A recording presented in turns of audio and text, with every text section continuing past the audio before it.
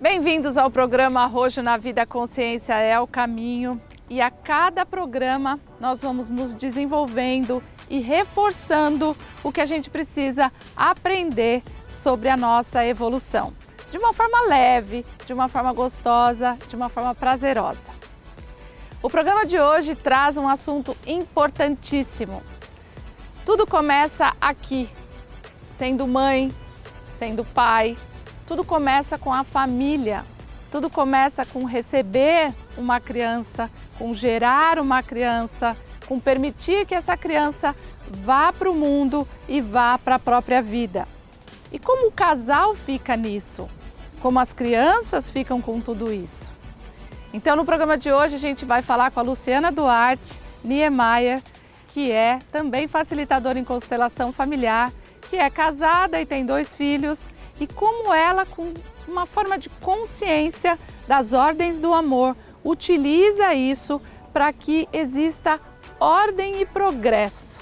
Sim, porque para que a gente evolua é necessário ter ordem e progresso.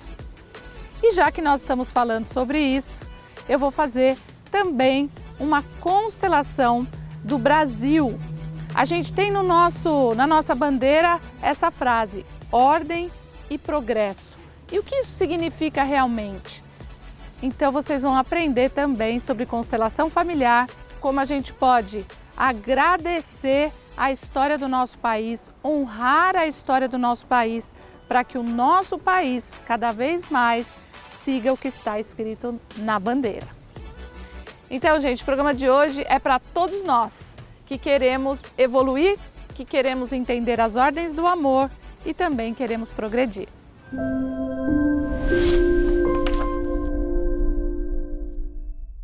Gente, então eu estou aqui num espaço maravilhoso que é essa mandala Atlante, no Espaço Aviva, com a minha querida amiga Luciana Duarte Niemeyer, consteladora, facilitadora em constelação. E hoje a gente vai falar de um assunto tão importante, porque a Luciana me ensina tanto, ela é mãe, ela e o Beto, e ela me ensina tanto quando acontecem as dinâmicas com os filhos, e a forma como esse casal olha com consciência para o que acontece com os filhos e como eles colocam em prática a constelação familiar. Então ela vai passar a experiência dela como facilitadora, mas também como mãe. Como é que a gente pode colocar ordem na nossa família, no casal? Como é que as crianças podem sentir essa força dos pais para poderem ir para a escola, para poderem brincar, para poderem ser felizes. E assim o casal também pode ser feliz. Então, vamos lá, Lu. Sim. Parabéns pela sua postura de colocar em prática esse conhecimento da constelação familiar. E eu convidei a Lu para ela passar essa experiência aqui para vocês e para mim também. Sim, é uma grande honra ser sua amiga. Poder estar com você, porque você me ensina muito também, para eu conseguir colocar em prática a constelação. Obrigada, e obrigada por estar mais uma vez aqui nas suas aventuras. E me ajudar a colocar cílios postiços, gente, ela é ótima. Então vamos lá, Lu. O que você, quando sente que tem algo em desordem, né, com o seu marido, com as crianças, qual a sua primeira postura, né, com o conhecimento da constelação familiar? Como a gente pode ajudar as pessoas a aprenderem? Eu acho que a constelação, primeiro, ela traz uma consciência de humildade. Você precisa reconhecer que você precisa aprender todos os dias. E a constelação, ela traz essa possibilidade de aprendizado, porque cada vez que você dá um passo, você se aprofunda mais em um assunto. Então você tem a possibilidade de dar mais um passo. E nessa dinâmica de se aprofundar, é que você consegue realmente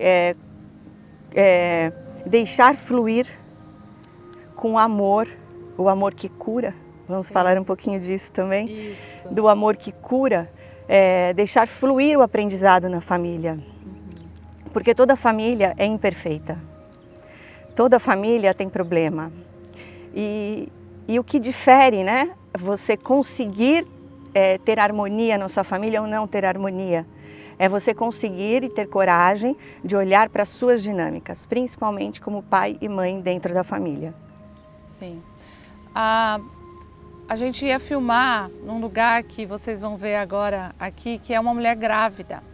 E eu lembro das suas gravidezes, né? Maravilhosas. Os questionamentos que tinham também, porque a nossa gravidez, né, quando uma mulher engravida, ela também vai para o útero da mãe, quando a mãe estava grávida dela, não é, Lu? Vai. Você tem uma regressão da sua vida, né? Até dizem, né, que a mulher fica um pouco infantilizada, e ela fica mesmo um pouco infantilizada, e isso tem até um porquê, que é para que ela consiga se comunicar com mais profundidade com aquele bebê que vem. Ai, que lindo. E essa infantilidade, ela faz com que o casamento tenha um estágio diferente. É um momento onde o casamento ele está destinado, quem tem prioridade naquele momento é aquele bebê que vem. Então aquela mãe ela está mais infantilizada e ela consegue entender o choro, ela consegue entender o olhar, ela consegue entender aquele bebê que vem pequenininho, né? Sim. Aquela preciosidade que vem para a família. O marido, se ele tem condição, ele apoia a mulher nesse período. E conforme a criança vem ganhando tempo, ganhando força, é natural que a mulher saia desse estágio infantil e vai tomando novamente o seu lugar de mulher no casamento. E com isso, o casamento novamente tem a prioridade. E uma nova etapa. Isso é a gente saber a ordem, né? O marido espera também por todos esses momentos, né, de travessia que uma mulher grávida se movimenta, né? E quando nasce essa criança, Lu, eu queria que você agora trouxesse as dinâmicas que geralmente surgem, né? Quando uma criança chora demais, por exemplo, um bebê chora demais, né? Eu acho que é importante a gente primeiro falar assim, né? As crianças elas são muito suscetíveis às falas do adulto. Então, por mais que uma criança chore muito, é muito negativo para a criança que o adulto fique repetindo: você chora muito, por mais que seja bebê, porque isso cria um estigma, cria um rótulo para aquela criança. Então, as crianças elas são muito sensíveis à fala. Então, vou aproveitar esse gancho, vou dar um exemplo. Por exemplo, tem mãe que fala: eu quero morrer. A criança não entende a ironia. Ela pega o contexto da fala. A mãe quer morrer, e isso traz uma perturbação enorme para aquela criança. Então, mesmo que ela não entenda, mesmo que ela não entenda, seja muito pequena, a forma como a mãe coloca isso, a criança capta tudo, né? Capta, a criança capta tudo, e ela também é muito importante isso, ela é muito suscetível à fala dos adultos. Então o adulto precisa ter muito respeito e um carinho para se comunicar com essa criança. Agora, eu não acho que isso é fácil, eu não fiz isso o tempo inteiro. Não é uma coisa que é natural, porque nós temos todas as nossas dinâmicas, né? As nossas dinâmicas pessoais, tem a nossa dinâmica no casamento. Então, é uma ebulição de, assim, todo mundo... Diária, né? Diária. E de emoções, né, ao mesmo tempo. Então, aquela criança tem uma crise de choro um dia que você não está bem. E só que essa crise de choro não vai vir à toa. Então é um choro talvez que a sua criança não teve e que pode estar adormecido dentro de você, e que aquela criança que chora muito, ela vem despertar esse choro. Então, você quando foi bebê não pôde chorar ou não chorou o suficiente. Ou quando criança não chorou o suficiente. Então aquela criança ela vem e lembra a sua criança de que existe um choro reprimido. Sim. Então você pode humildemente chorar com seu filho. Ele chora e você chora junto. Sim. A criança que chora, a criança que brinca, né? Às vezes você, quando era pequeno, não brincou tanto, daí você vê seu filho brincando e gritando e bagunçando tudo na sala e você fica irritado, né? Tem gente que fala: não percebe que é uma criança. Por quê? Porque talvez você não pôde fazer isso, né? Ou não, por algum motivo não fez isso que essa criança, que é o seu filho, está fazendo. Não é? É muita repetição de padrão também, né? Então, muitas vezes você atua como pai e mãe da mesma forma que seus pais atuaram, mas de uma forma totalmente inconsciente que você nem sabe o porquê que você repete esse padrão, que é a tal fidelidade. Então, essa fidelidade, ela traz um relacionamento dentro de uma consciência que te mantém dentro de uma boa consciência, te mantém sem culpa, porque você está sendo fiel à sua família. No entanto, esse movimento não coloca em progresso a família, porque cada geração precisa dar um passo. Então, se aquela geração dos pais não tinha diversão ou não tinha brincadeira, a próxima geração talvez venha com um desafio de curar isso, porque a outra geração já curou outras coisas. Então, não quer dizer que aquela geração não trabalhou direito, né? Deixou de fazer de forma nenhuma. Cada geração tem um passo para dar. Então, quando chega essa geração e nessa geração as lições aparecem, os filhos trazem isso. Aliás, gente, se a gente prestar atenção, né, os filhos trazem informações maravilhosas, preciosas para o casal, para você individualmente, para o sistema familiar, quando ele tem uma doença, quando ele não quer ir para a escola, quando ele desenvolve um transtorno como um déficit de atenção na escola. Eu queria que você falasse um pouco sobre isso. Então vamos fazer aqui, junto com os bonecos, o desenho da força. O que traz força para a família? Então você tem o pai, você tem a mãe. E você tem um casal, vamos supor, com 2 filhos. Então, o mais velho e o mais novo. Todos olhando para a vida. Todos olhando para a vida. Olhando para frente. E eu vou colocar aqui esse boneco que representa essa vida. Ok? Então aqui você tem uma posição de força. São os mais velhos dando força, abençoando o caminho dos mais novos e colocando esses mais novos para seguir o seu caminho. No entanto, a maioria das famílias vivem assim. E por que vivem assim? Porque esses também estavam assim, com os seus pais também em posição contrária, contra a força. E o que quer dizer esse desenho, né? O que quer dizer esse desenho?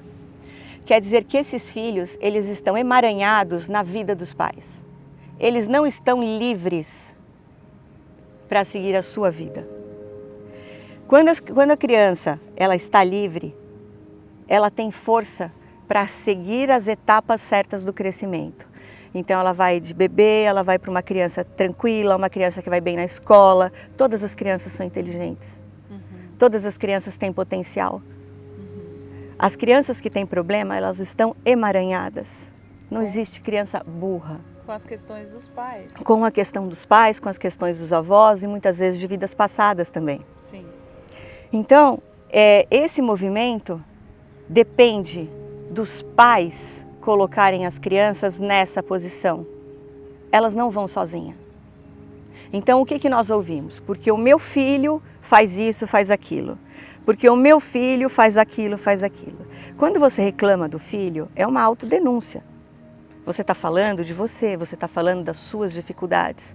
Isso em última instância. Nossa, isso é muito forte. Fala de novo essa frase, para as pessoas captarem. Que quando nós reclamamos dos nossos filhos, nós estamos falando, em última instância, das nossas dificuldades, dos nossos problemas e dos nossos emaranhados.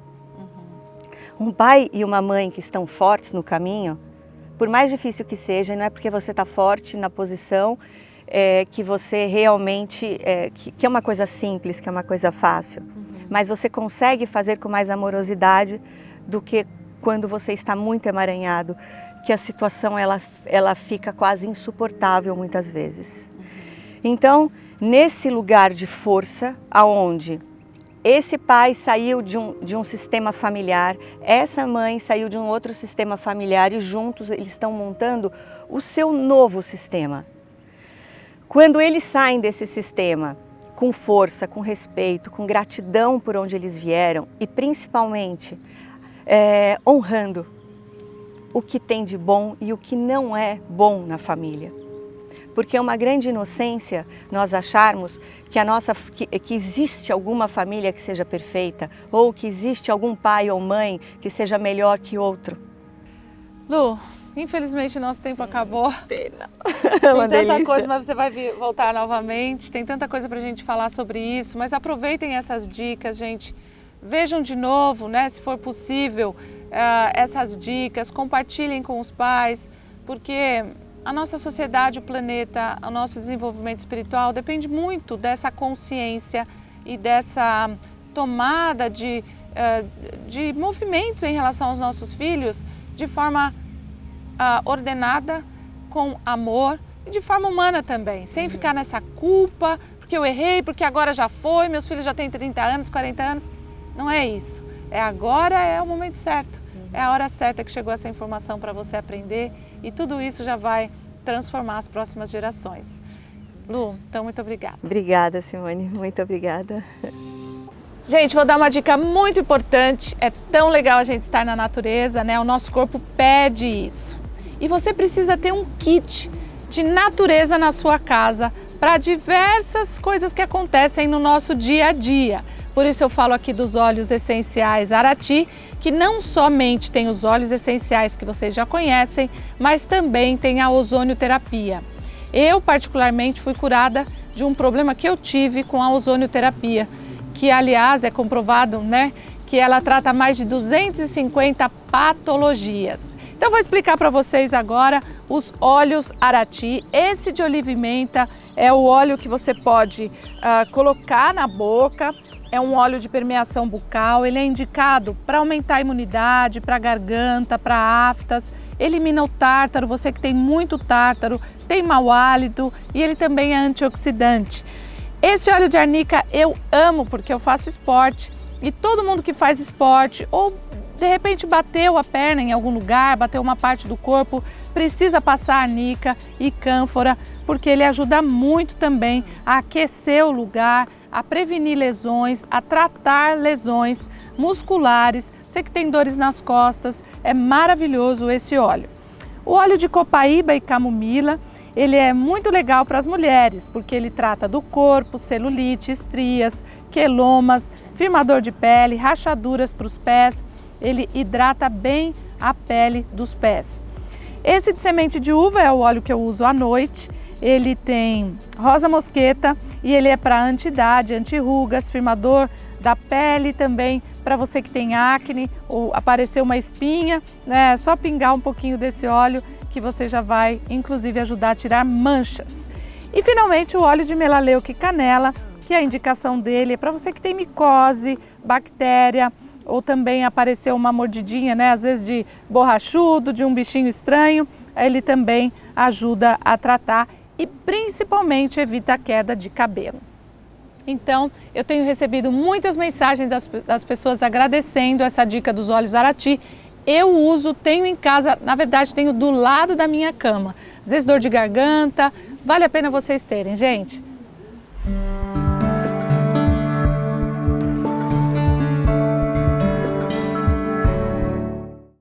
Gente, tem um espaço aqui no Aviva que é uma reverência à colonização do nosso país. Então aqui nós temos os portugueses, os indígenas atrás de mim e aqui à minha direita os negros.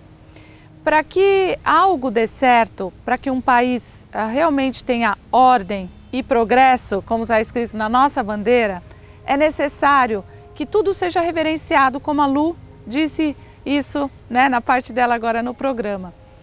Então, nós vamos falar rapidinho, vou falar bem rápido aqui sobre as 3 ordens do amor, né? A primeira delas é a gente incluir tudo e todos, porque todos os movimentos, mesmo com dor, que acontecem na nossa vida, não é que é para a gente aceitar dizendo que foi, que é o certo, que foi feito ou que é errado, mas é que simplesmente, às vezes, o destino traz as coisas assim. Não é necessário ter sofrimento, mas nós ainda não sabemos sempre fazer sem sofrimento. Infelizmente ou felizmente foi dessa forma. O que eu quero dizer é inclusão. A segunda ordem é hierarquia. Se a gente não reverencia os portugueses, quer dizer, os indígenas, os portugueses e os negros, que foram a base do que a gente vivencia hoje, a gente tem dificuldade de ir para o progresso. E assim também a gente precisa aprender com tudo o que foi sobre como a gente pode equilibrar agora a troca. Preciso matar para tomar a terra de alguém? Será que eu preciso também ser vítima para achar que o outro agora é muito grande, que eu não pude lutar, né? Todas essas questões ainda estão no nosso país. Então a gente não está aqui para falar mal ou bem, defender ou não. Nós estamos aqui simplesmente para deixar esse campo atuar, onde o destino difícil dos indígenas, dos portugueses e dos negros possam ter lugar na nossa vida, para que nós possamos dar um passo em termos de equilíbrio de troca, não é isso, Lu? E tem uma coisa linda que eu acho que o Bert fala, que as pessoas elas pensam muito no perdão, né? Para conseguir a paz. Ele fala que você só consegue essa sensação de paz interna quando você fala que somos iguais. Nossa, que lindo. Ótimo, olha, eu fiquei inteira arrepiada. Então, a partir disso, eu vou permitir agora que esses representantes maravilhosos que vieram aqui hoje possam seguir através desse campo mórfico, que é um campo que tem uma outra consciência, que sai fora da dualidade, do bom e do ruim. Deixem emergir aquilo que pode surgir agora, que eu não sei quem sou eu para saber isso, mas esse grande campo maior sabe. Então vamos ver o que pode sair aqui. Cada um segue o que sentir. Pode ir devagar, calmamente, devagar. Então, um dos aspectos mais importantes para a nossa cura é a gente conseguir olhar nos olhos de quem a gente considera inimigo, que a gente possa lamentar tudo como foi, o suficiente para que toda a dor possa ser expressa não mais através da violência, mas através da profundidade que a vida traz em alguns ensinamentos. Muitas vezes cada grupo fica fiel. Então os indígenas ficam fiéis aos indígenas, os negros aos negros e os europeus aos europeus. E daí vem uma história de amor, onde um negro se apaixona por uma europeia ou uma europeia se apaixona por um indígena. E esse amor vem unir o que antes estava separado. E o Bert Hellinger também descobriu algo sobre a boa consciência e a má consciência. Boa consciência é quando a gente segue cegamente o que sempre foi dentro do nosso sistema familiar. E às vezes por muitas gerações nós ouvimos alguma frase como: os portugueses não prestam, os indígenas não prestam, os negros não prestam, ou é proibido se misturar, ou é proibido permitir que algo novo traga evolução. Então que nós possamos dentro de nós agora, como brasileiros, estrangeiros, incluir tudo aquilo que não foi ainda possível fazer pelo nosso país. Se é algo importante que a gente pode fazer, é a gente reverenciar tudo como foi. Novamente, isso não quer dizer que você toma partido de alguém, ainda fica na dualidade, mas simplesmente reverenciar para que o futuro realmente possa ter um progresso. E a gente vê que tem muitas coisas ainda trazendo movimento. Nós simplesmente seguimos. Com todos os desafios que ainda o nosso país tem, o planeta tem e cada um de nós tem. Mas essa imagem já fala muito.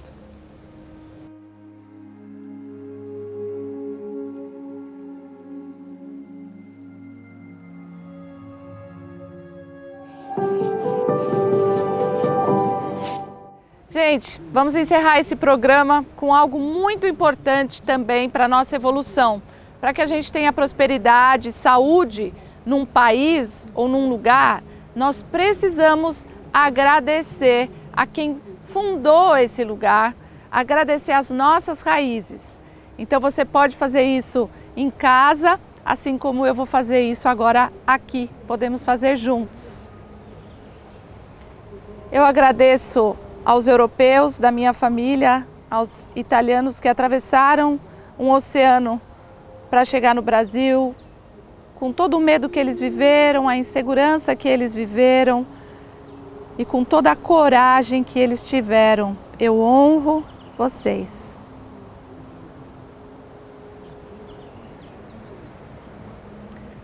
Também honro os meus antecedentes que foram indígenas por parte de pai, todo o conhecimento de cura, todo o conhecimento da natureza, o conhecimento espiritual, o respeito pela terra, o respeito pela vida e pela magia da vida. Agradeço a minha bisavó indígena e tudo o que eles viveram para que eu estivesse aqui hoje.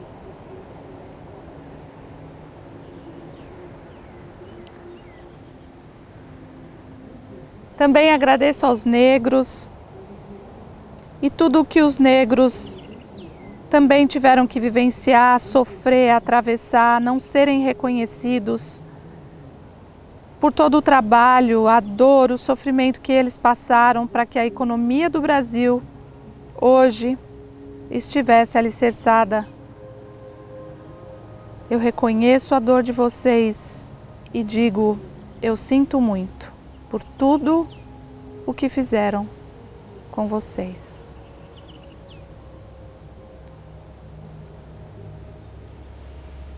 E dando lugar às nossas raízes, dando lugar ao que foi difícil para eles, a gente pode ter mais força e também a gente pode ter mais respeito. E como esse programa foi sobre ordem e progresso, eu termino com uma frase do nosso hino brasileiro, que é um dos hinos mais lindos que existem. Dos filhos desse solo és mãe gentil, pátria amada Brasil. Que o nosso país seja respeitado, honrado e reverenciado por toda a miscigenação que aqui tem. Que é um país de luz, que é um país de gente boa e que é um país de ordem e progresso. Obrigada, gente. Até o próximo programa. Agradeço aqui quem me vestiu, que é a Mix Online, né? Uma loja maravilhosa da Elizabeth Kinderman. Um grande beijo para você. Um grande beijo, gente. Até a próxima semana.